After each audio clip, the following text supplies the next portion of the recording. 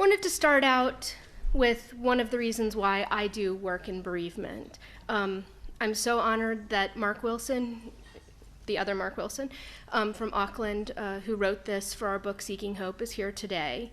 Let me read it to you, because for me, why is it that some people go through this horrible loss and end up on the other side in a place where it has significantly impacted their life, but yet they feel hopeful? The love of my life took her life in March 2006 when she was 6 months pregnant. I thought my life was over. What more did I have to live for, given what we had to look forward to? But how wrong I was. As I write this towards the end of 2010, I'm in a new relationship and about to become a father again. The horror of my tragic loss has been replaced with pure joy, hope, and a future. All things that I believed were taken from me on March 5th, 2006. I've always been an optimist, but I never imagined this to happen. I'm writing my story about losing a life partner to suicide in the hope that others who have lost a partner can see there is hope and there can be joy in your life again. When we think about suicide bereavement, often the statistic of 6 survivors per suicide is used.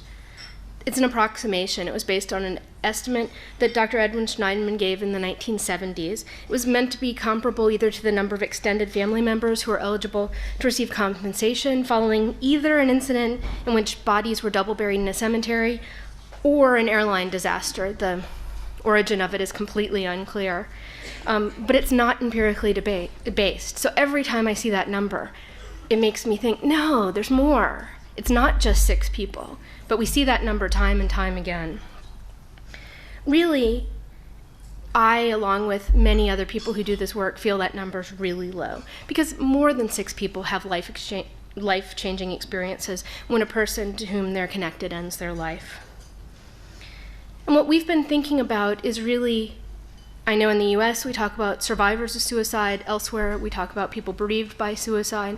It's not just the bereavement, it's how many people are even exposed to suicide. When a suicide occurs in a community, how many people in that school are affected? How many people in that workplace, in that construction site? Of those people then who are exposed, how many are affected?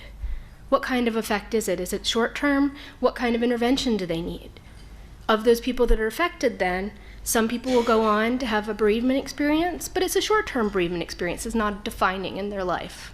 Whereas other people will really identify and have significant problems based on their bereavement and identify it as bereaved by suicide or survivors, perhaps for the rest of their lives. So we really think about, it's not just survivors. It's not just 6 people every time we lose someone in our communities to suicide. There's the potential for the death, even for people who are exposed that we might not anticipate, to have a disruptive effect.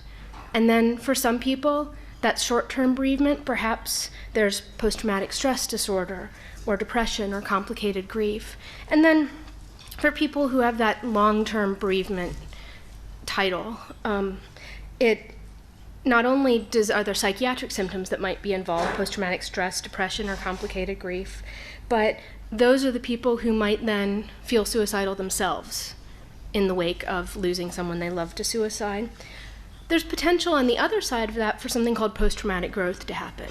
How is it that you can go through this horrible experience and end up in a better place than you might have been on the other side? And that's what's referred to as post-traumatic growth.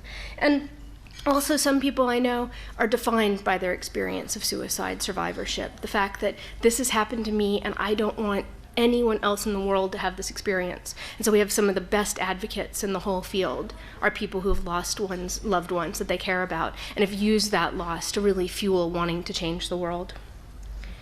When we think about what might moderate, what is it about knowing someone that dies by suicide that then leads someone down a path where they might experience some of these effects? It might be the kinship relationship. We would anticipate that someone who loses someone particularly close to them, a child, a parent, would have a stronger reaction. It might be their proximity to the person that died, how often they saw them. It might be their perceived emotional closeness or bond or attachment with the person that died, regardless of that relationship. It might be previous experiences with suicide, what Thomas Joyner would refer to as acquired capacity. This isn't the first time that they know someone that has died by suicide or engaged in suicidal behavior, and so they've kind of had previous experiences of people they care about really engaging in suicidal behavior. Demographics might play a role in who becomes a survivor or impacted long-term by suicide. It might be that people's perceived responsibility, if only they'd talked to me, if only I'd asked the question that day. That might play a role for people, because we hear time and again that survivors have the why questions and the what if questions. It might be hostile social environment, so living in an environment where there's lots of stigma and people are kind of blaming you for being a bad parent or for not asking the questions. And then there's some protective factors, resources, support systems, coping skills, those kinds of things. When we think about who might be affected, it's really everyone. Anyone can be exposed. Anyone, and hopefully in a few minutes you'll kind of think about what percentage of the population is exposed to suicide. And then in terms of people who have some affect from it, again, it's very similar. It's the same number of people.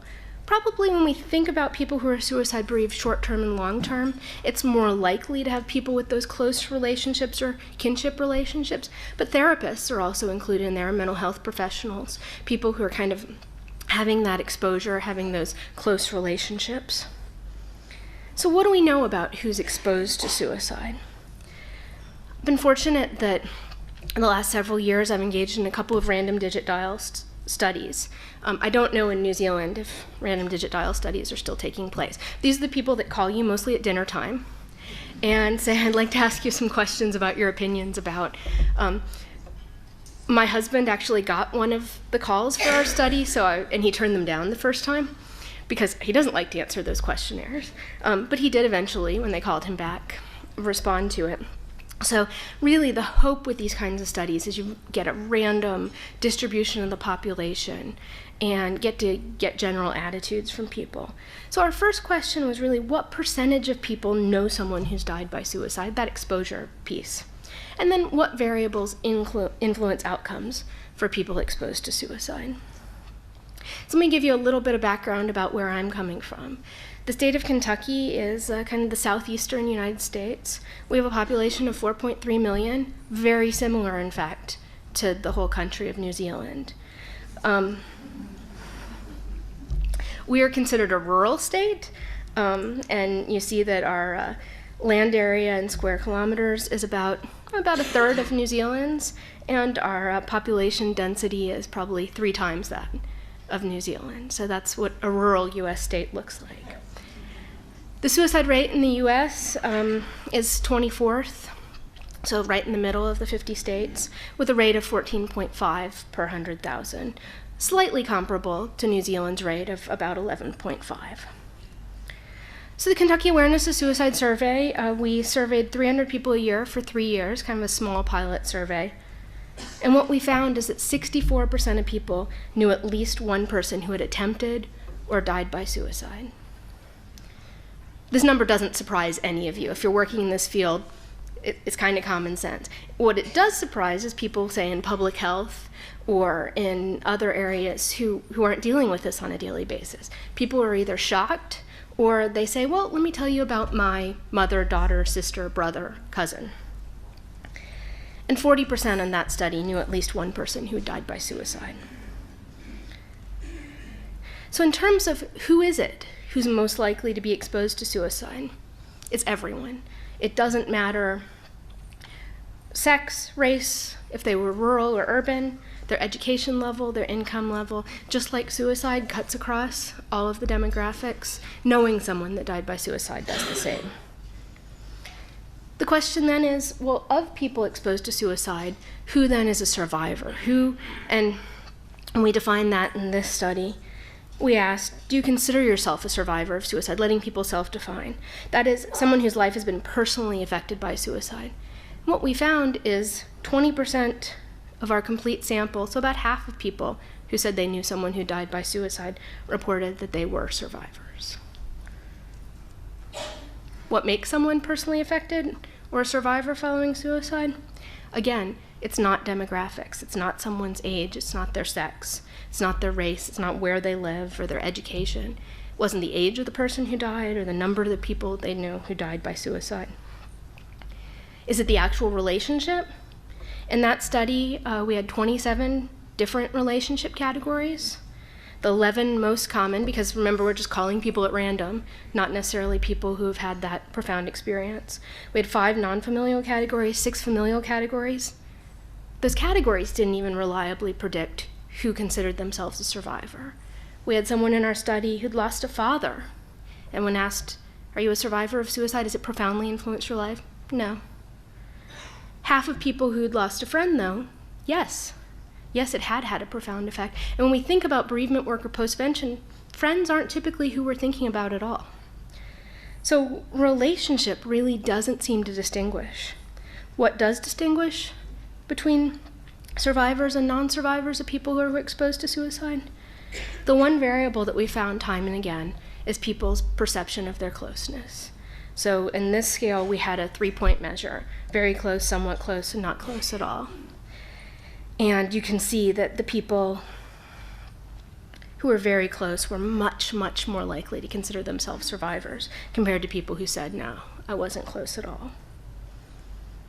So then the next question is really, how does this exposure influence mental health symptoms? How is it that people go from being exposed to having this experience of losing someone and it really impacting their mental health trajectory in a negative way? At this point, we're really fortunate that the Military Suicide Research Consortium, which is funded by the United States Department of Defense, is interested in postvention and survivor issues, and so have given us funding to really think about this in a creative way that doesn't necessarily involve just looking at the military. We've done a random Digitdial study of 931 veterans and 805 community members who have no military experience. We used cell phones and landlines, so we were able to do some weighting of the sample to think about how does this look compared to the population of our state. Veteran calls averaged about 16 minutes, and community calls were about 10 minutes, so it was a little bit of time for people. We asked questions not only about exposure to suicide, but about depressive anxiety symptoms, about demographics that might influence their interactions. We asked closeness to the person that died. We used a 5-point scale this time, so we got a little bit more finer detail about that. We also asked measures of prolonged grief, post-traumatic stress, specifically about the death. And then veterans were also asked to describe if they'd experienced someone who died suddenly and traumatically in their military career, the kinds of deaths that we would expect people serving in the armed forces to experience, so that we could compare those who'd experienced a suicide to those who'd experienced sudden traumatic death. And what we hadn't really anticipated is that most of the veterans would have experienced both. So I'm not going to talk a little bit about the subsequent phases of the study, but the first phase, we've just gotten the data in and have just analyzed it as of last week. What we do is every time someone reported that they knew someone that had died by suicide, or for the veterans, they died suddenly and traumatically, we also invite them, if we could go into their communities, typically we've been meeting at public libraries, and do very in-depth interviews about their experience. And so at this point, we've done about 100 of those in-depth interviews, and the hope is that we'll get much more detailed and rich information about people's experiences of losing people close to them to suicide and suddenly and traumatically. We're also running a parallel study where we have been recruiting family members of recent military suicides, because in the US, military suicide has been such a problem that we really want to hear stories of how the military has been dealing with it and family members' experiences, so that we can hopefully inform policy about maybe some better practices. So the sample itself that we had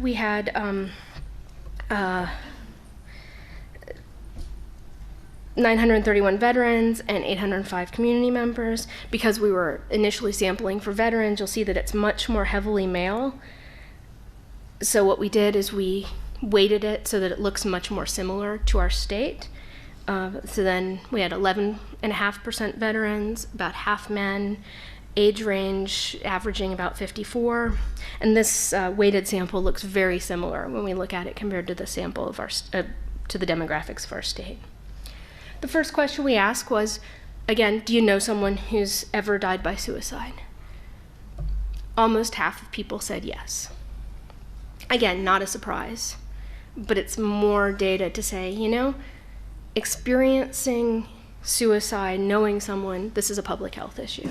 This is something that's important, and that almost half of us experience over the course of our lifetime. There wasn't a difference between the community members who'd never served in the armed forces and veterans. And in fact, demographics, again, didn't seem to play a role at all in who was exposed compared to who wasn't exposed.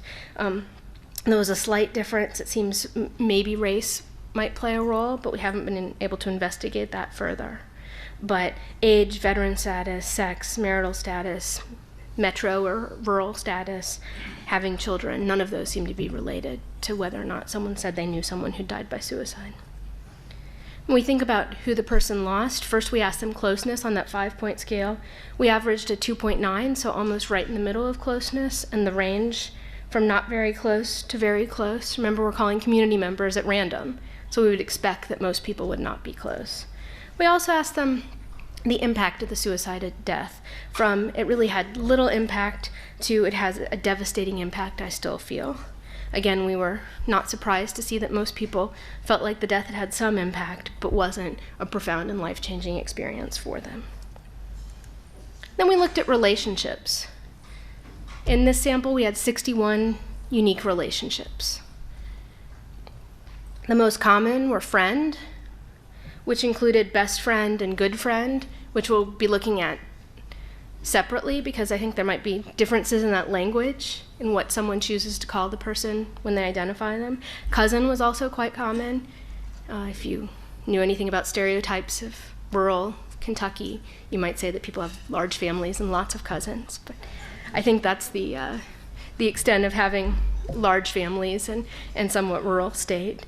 Work colleagues, which included things like boss, coworker, or just I knew him from work. Military relationships we asked specifically about because of our funder, and those were things like being deployed together. He was the company medic, he was my buddy from training. Acquaintance was almost 5% of that. And then there's some unique categories, some of which I didn't even anticipate. Someone reported the person they knew had been a fan of their band. Another one reported that it was an AA group member. And several people actually said, well, there wasn't a relationship, but I'm the one that found him, or I heard it on the police scanner. So when you look at relationships, the vast majority were friends or extended family, a little bit more extended social network, work, military colleagues, acquaintances. So we've been able to go in and have conversations about being exposed to suicide by the kind of people that we don't typically ask how a suicide has impacted them. This is someone who was the former lab partner of a high school student who died by suicide. So they'd been lab partners during his final year in school. I think he was 18, she was 17, and then he ended his life the next summer. And she said his best friend couldn't tolerate having people talk about it, which was sobering for the rest of us because, for me anyway, it turned from I hate to say it, fascinating news into a much more personal experience. And I think it helped in a way, helped me to understand a little bit. I mean, it really did bring it home, which made it more difficult, but also official. In a way, easier to process because it was someone real. It wasn't news. It was at least somebody that I knew had lost someone they loved.